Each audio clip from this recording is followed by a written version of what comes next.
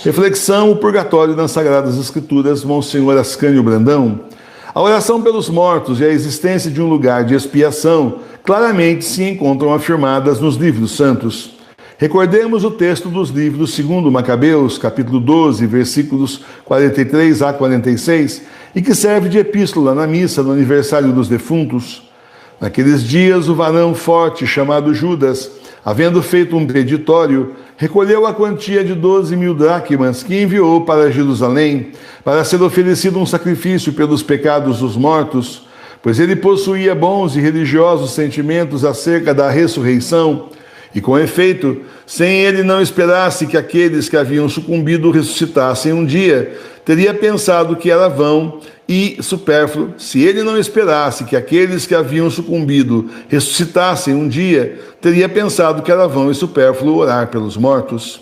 Assim, ele acreditava que uma abundante misericórdia estava reservada para aqueles que morressem piedosamente, pois na verdade é um santo e salutar pensamento orar pelos mortos, para que sejam livres dos seus pecados. Que se conclui do texto sagrado: há um lugar de expiação e podemos orar pelos mortos, pois é santo e salutar esse pensamento. E o Evangelho? Algum texto desse livro de todos, o mais sagrado, prova a existência do purgatório? Sim, segundo os mais autorizados comentadores e santos padres, este ponto da nossa fé não deixou de ser afirmado por nosso Senhor. Aquele que blasfemar contra o Espírito Santo, diz Jesus, não será perdoado nem deste mundo nem no outro. Logo, há pecados que são perdoados no outro mundo, isto é, são expiados no purgatório. Não hesites em fazer as pazes com teu adversário, diz Jesus, enquanto estiveres em caminho com ele, para que ele não vá te entregar ao oficial da justiça e sejas lançados no cárcere. Em verdade te digo, daí não sairás enquanto não houveres pago o último centavo. Essas palavras nos indicam a existência da vida futura de um lugar onde se pagam as dívidas morais, isto é, o purgatório. O apóstolo dos gentios diz que aqueles que misturaram nas obras de Deus as preocupações do amor próprio serão salvos, mas passando pelo fogo. Notai bem, serão salvos. Portanto, não serão condenados ao inferno, mas passarão pelo fogo, isto é, hão de sofrer e se purificar. Eis aí o purgatório. Desde Orígenes e Tertuliano, encontramos nos Santos Padres a prova de que a crença no purgatório sempre existiu na Igreja desde os tempos primitivos. As inscrições das catacumbas demonstram que oravam os primeiros cristãos pelos mortos. Tertuliano exorta uma viúva cristã a conservar pelo falecido esposo a mesma ternura, rezando por ele. Perguntaram a São João Crisóstomo o que era preciso fazer pelos defuntos. Respondeu ele: é preciso ajudá-los com ardentes súplicas e especialmente com a prece litúrgica por excelência, o santo sacrifício da missa. Santo Ambrósio diz o mesmo, escrevendo a Faustino: chorai menos e rezai mais, derramais lágrimas, isto é permitido, mas não deixeis de recomendar ao Senhor a irmã querida que vos deixou. Diversos padres da Igreja afirmam claramente o que a Escritura e a tradição demonstram, a existência do purgatório. Em Cartago, São Cipriano, no século III, fala do sufrágio dos mortos que ele recebera da tradição dos seus predecessores. Santo Agostinho louva Párquios, porque em vez de rosas, lírios e violetas sobre os túmulos, derrama o perfume da esmola sobre as cinzas dos mortos queridos. E diz mais claramente num sermão aos seus diocesanos de Hipona: não há dúvida que as orações da Igreja, o sacrifício salutar e as esmolas dos fiéis ajudam os defuntos a serem tratados mais docemente no que mereciam os seus pecados. O que aprendemos de nossos pais, diz o Santo Doutor, e o que a Igreja Universal observa, é fazer memória no sacrifício dos que morreram na comunhão do corpo e do sangue de Cristo, e rezar e oferecer por eles o sacrifício. Pede orações no altar pela alma de Mônica, sua mãe. Recomendemos a Deus, diz São Gregório Nazianeno, as almas dos fiéis que chegaram antes de nós ao lugar do repouso. São Cirilo escreve: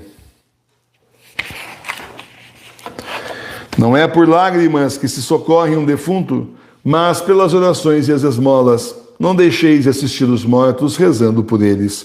Louvado seja nosso Senhor Jesus Cristo. Para sempre seja louvado. uma vergonha total. As coisas que a gente vê nesse mundo, é uma vergonha, especialmente entre os que se dizem católicos. É uma vergonha.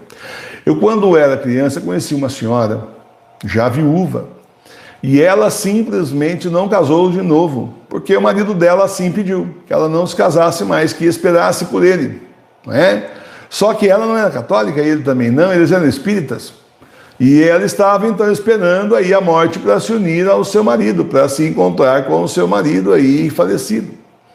E acreditava piamente até que o marido não só, né, estava aí com a alma dele por aí, como até a acompanhava e a protegia. É a crença deles lá, né? Eu não estou falando que é isso não, mas o que eu quero dizer não é isso, é claro que não é, né? A alma vai para o céu, purgatório e o inferno, a gente sabe disso, não tem nada a ver. Mas você veja só, né? Uma pessoa que é de outra religião, de uma seita, tem essa fidelidade tão grande ao que o marido pediu e não se casou, e realmente ela morreu, foi até o final da vida, muitos anos, foi até o final da vida, nunca mais nem namorou, nem muito menos casar, nem nada, na expectativa de se unir ao marido dela, né, naquela fidelidade ao marido dela até o final, né, da vida dela. E, no entanto, hoje em dia, o que a gente vê as cristãs aí, as católicas fazendo, né?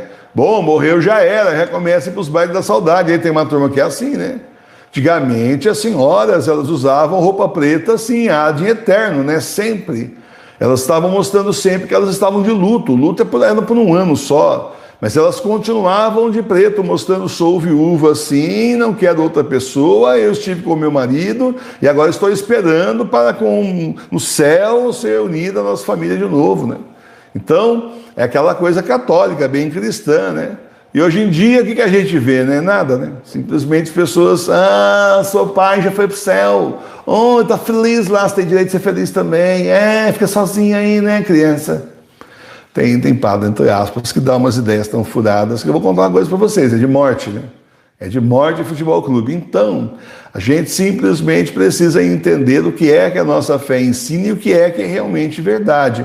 A pessoa morre, ela vai para o céu, para o purgatório, para o inferno. Gente, a maioria não vai para o céu direto. A grande maioria, olha, se eu disser que 99,99999 não vai para o céu, acho que eu estou até assim sendo bonzinho. Acho que é mais 9 do que isso, entendeu? Tem um monte de 9, é minoria, mas é muito minoria. Quem é que pode entrar no céu direto sem ter pecado nenhum, todos os pecados perdoados, arrependido e ainda por cima as penas e culpas apagadas, entrar no céu direto? Bom, os mártires entram. Por isso tantos santos queriam ser mártires de sangue, porque aí entrariam direto no céu.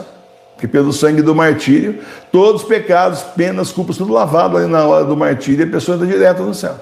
Agora, no mais, tem um purgatório esperando, né? Se sobrou um pecadinho que você não confessou, que você nem sabia, que você não pediu perdão, que você não expiou aquela pena, vai ficar no purgatório, gente.